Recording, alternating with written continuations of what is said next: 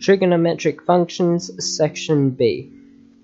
Okay, section B, question 1 asks us to distinguish the differences between our base graph, which is y equals sine x, and our second graph, which is y equals 3 sine 2x. Okay, so the first difference that we can see, I've already got it up, is the amplitude, the difference in amplitude. Our base graph has an amplitude of 1, and our second graph has an amplitude of 3. It rises from the x-axis to 3 on the y-axis. The next difference we can see is the period. Okay, our first graph, our base graph, has a period of 1. It only repeats itself once, in fact, yeah, throughout the entire 360 degrees.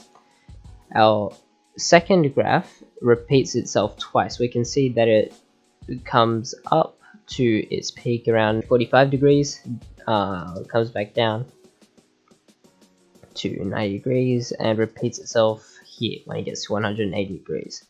Okay, so that is one cycle of the curve, and this occurs twice within a 360 degree space, so therefore our period is 2.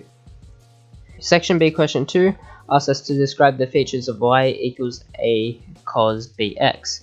So there are several features which we can see in the above equation. The first of which is the coefficient that controls the amplitude of the graph.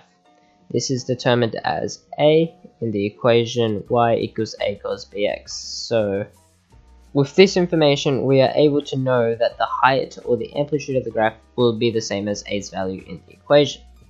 Okay, the next feature we can see in this equation is the coefficient that controls the period. This is known as b in the above equation. Knowing this value allows us to predict the wavelength of the graph and how many times the graph repeats itself every 360 degrees. The final feature that we can see in the above equation is the use of a certain trigonometric function, cosine. Unlike sine, after 90 degrees, cosine graphs become negative as they enter the second quadrant, and because of our knowledge from the unit circle, we know that cosine is only positive in the first and fourth quadrants. This means the cosine curve is positive from 0 degrees to 90 degrees, negative from 90 degrees to 270 degrees, and then positive from 270 degrees back to 360 degrees, or 0. Question 2.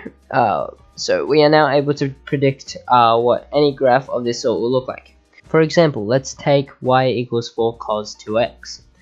We are able to predict what this equation will look like graphed by substituting all the values from the equation above into the base equation y equals a cos bx.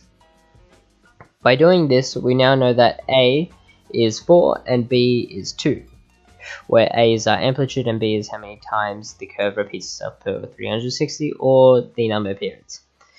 We also know that because the cosine curve becomes negative at 180 degrees, it begins at the peak of its curve, or at an amplitude of 4. Now, because of our period of 2, we must divide 360 by a coefficient.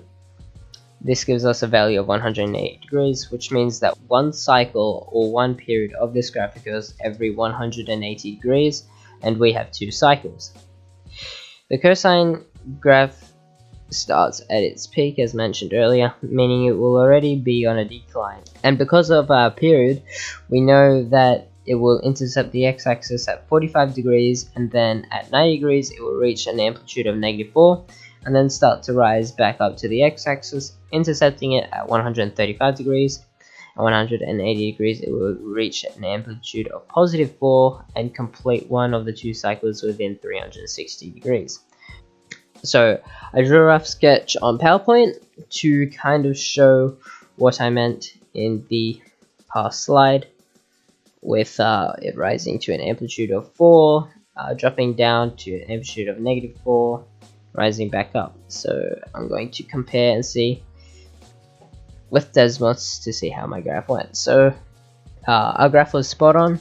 It started at an amplitude of 4, dropped down and intercepted the x-axis at 45 degrees, reached a point of -4, it reached an amplitude of -4, came back to the x-axis at 135 degrees, and at 180 degrees completed one cycle and reached an amplitude of 4, and this occurred twice in the space of 360 degrees, which is exactly what we predicted.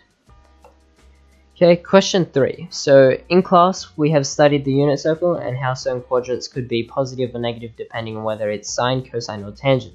For example, using the saying all stations to central, we know the first quadrant is positive for all functions, the second quadrant is only positive for the sine function, the third quadrant is only positive for the tangent function, and the fourth quadrant is only positive for the cosine function.